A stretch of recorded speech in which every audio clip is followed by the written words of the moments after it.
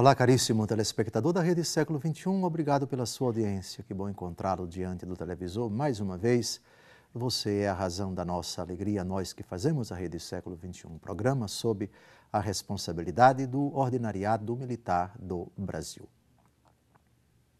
Antes do pecado original, não havia nenhuma oposição entre os desejos do corpo e os desejos da alma, porque havia a integridade plena, perfeita da pessoa humana. Não havia conflito entre os desejos da carne e os desejos do espírito. Mas com o pecado original, introduziu-se na pessoa humana esse dilema, esse drama, que é traduzido pelo apóstolo Paulo em palavras dramáticas no capítulo 7 da carta aos Romanos. Eu conheço o bem que quero e faço o mal que não quero.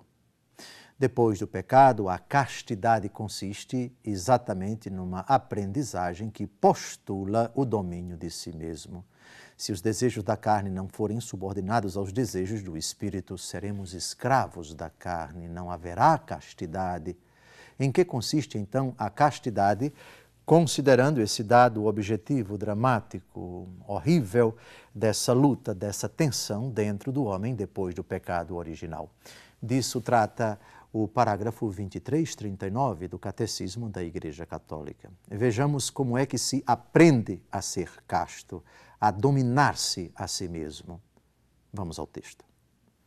A castidade implica uma aprendizagem do domínio de si, que é uma pedagogia da liberdade humana. A alternativa é clara. Ou o homem comanda as suas paixões e alcança a paz, ou se deixa dominar por elas e torna-se infeliz. Dominar-se, conter-se, não dar asas àquilo que o instinto desregrado pede.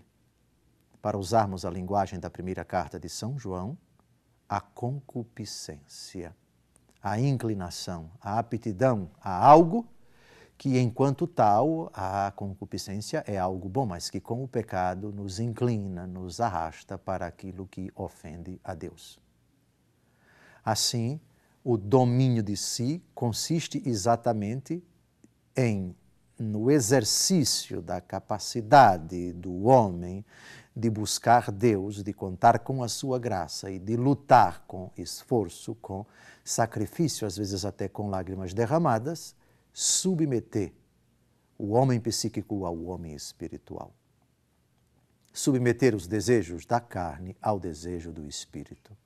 E não se deixar arrastar, não se deixar dominar, não se deixar seduzir, não se deixar escravizar pelos instintos carnais, pela carne entendida do ponto de vista pejorativo, a concupiscência da carne, que é algo que abrange bem mais do que a sexualidade.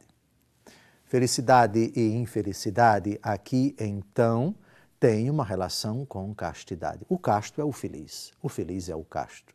O infeliz é o não casto.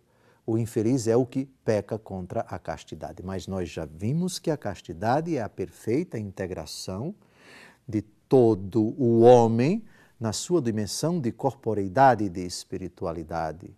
Quando o homem cumpre a vocação a que ele foi chamado, quando o homem, ao exercitar tudo o que é de corpóreo, tudo o que é de racional e de espiritual, não ofende a natureza, a quem Deus colocou regras bem precisas, e do ponto de vista da razão e da fé, mas também do espírito, e o espírito necessariamente não tem uma relação com a fé, salvo se ele teve conhecimento da verdade revelada que é Cristo Jesus, quando corpo e alma, matéria e espírito se submetem a Deus Todo-Poderoso e, vivendo, existindo, sendo, não ofende a Deus. Assim, temos a castidade vivida na sua integralidade.